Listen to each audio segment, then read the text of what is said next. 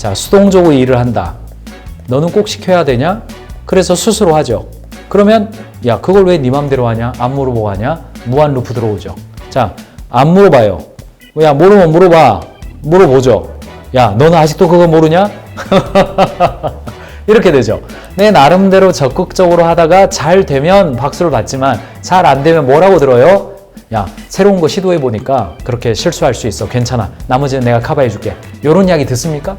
너 왜 시키지도 않은 일 했어? 하려면 물어보고 하지. 요런 말 듣는단 말이죠. 솔직히 그래요. 그러니까 직장 생활에서 내가 적극적으로 한번 해보려고 마음 먹었다가도 야, 그걸 왜 네 맘대로 해? 한마디 들으면 확 꺾이죠. 아니, 내가 뭐 궁금한 거 있으면 적극적으로 물어보고 해결하려고 그랬는데 야, 너 아직도 그것도 모르냐? 네가 지금 몇 년 차인데 그런 거 질문하고 있냐? 그냥 확 꺾이죠. 이런 거 한번 다시 마음을 바꾸게 하려면 엄청 어렵습니다. 여러분 마음속에 오늘 주제를 수동적인 직원을 어떻게 적극적으로 할까 할 때 수동적인 직원이라는 단어는 어떻게 해석하셔야 되냐면 직원이 수동적인 상황이 되었을 때 어떻게 하면 그 사람이 수동적인 상황에서 벗어나게 해줄 수 있을까? 이렇게 봐야 가능성이 있어요. 저 사람은 원래부터 수동적이었어. 그러면 가능성은 뭐예요? 그냥 자르는 수밖에 없잖아요. 자르는 수밖에 없잖아요. 포기하거나 헤어지거나 그런 수밖에 없잖아요. 그러므로 상황으로 보시라는 겁니다. 그래야 개선의 가능성이 있습니다. 자, 보세요. 핵심 인재였던 민수 씨, 왜 수동적으로 변했을까? 안녕하세요. 저는 300명 규모의 IT 솔루션 회사를 운영하고 있는 경영자입니다. 얼마 전부터 제게 깊은 고민거리가 생겨서 사연을 쓰게 되었습니다.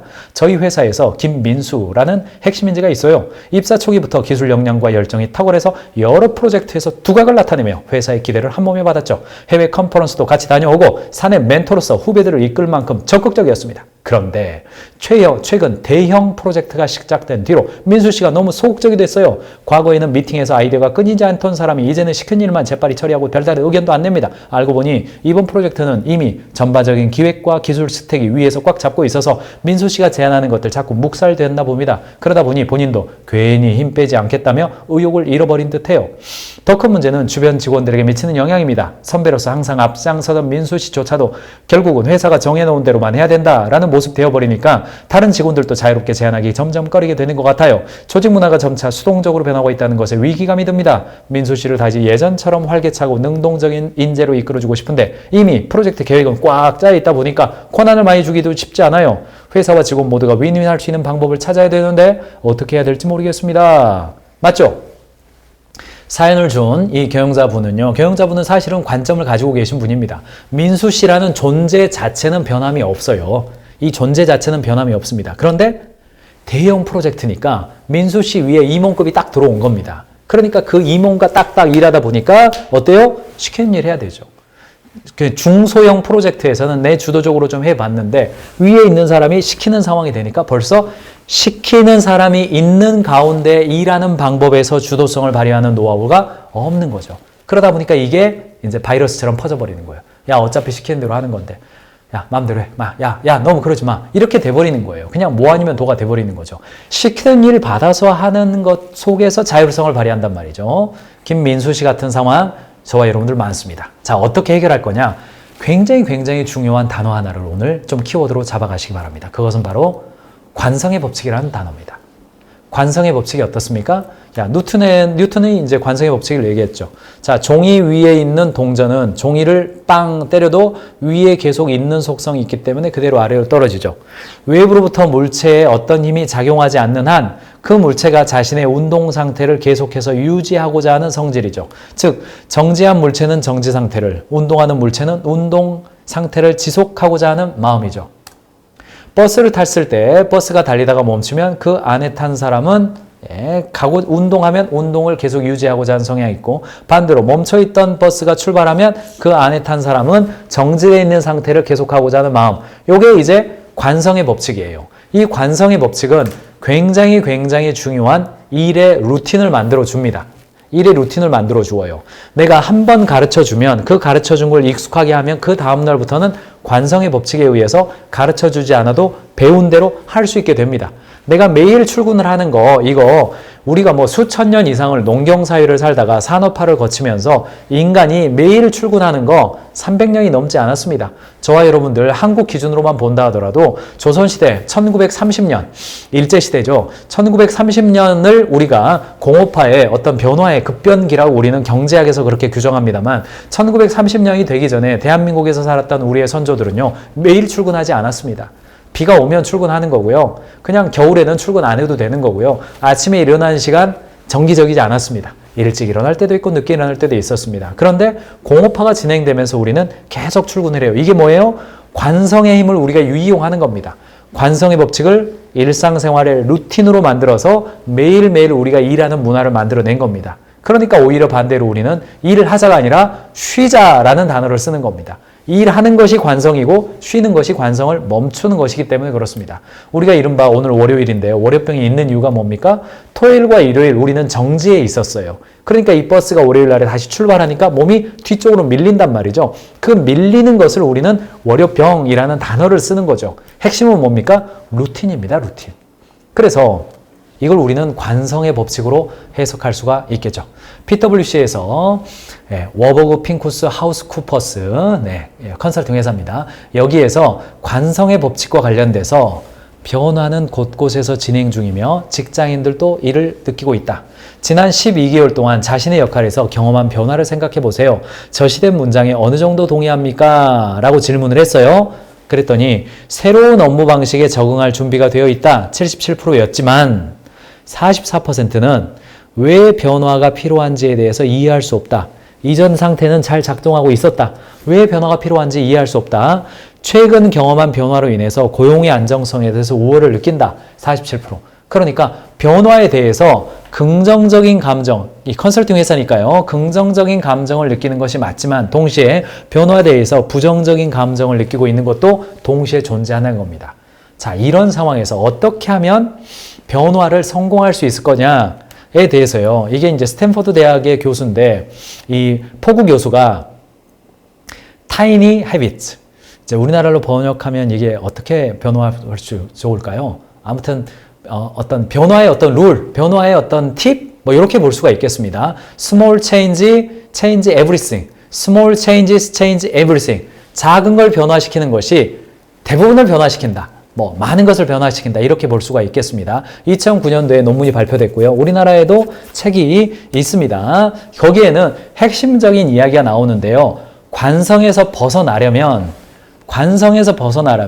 자, 모티베이션, 동기와 어빌리티, 어카운터빌리티입니다. 행동 능력, 그리고 이거예요. 트리거.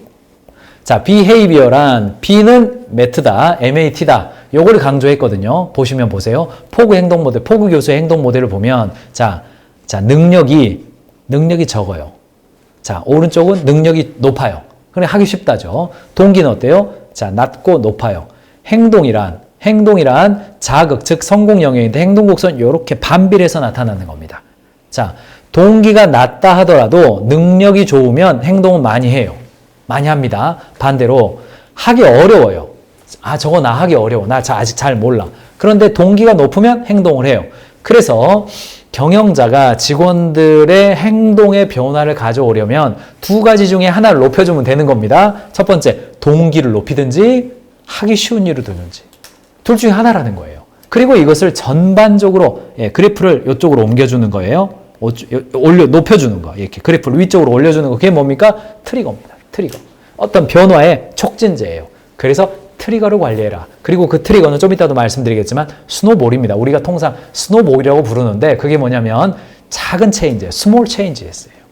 작은 변화를 성공시키게 만들어주는 겁니다. 아까 김민수 씨의 경우도 핵심은 경영자가 핵심은 뭐냐면 그 전체 프로젝트 전체를 네가 주도적으로 하려고 하지 말고 그 중에서 작은 변화 하나 성공하도록 도와줘 보는 거예요. 이 책의 저자들은요, 아니에요. 양쪽 다 하는 거 아니다. 이쪽 올라가면 이쪽 떨어진다. 이렇게 주장합니다. 특별히, 자, 적응적 성과와 전술적 성과, 이런 이야기가 나오는데, 사실은 콜센터, 컴퓨터 프로그래머, 투자 분석가, 이런 사람들의 경우도 전술적 성과라는 게 있습니다.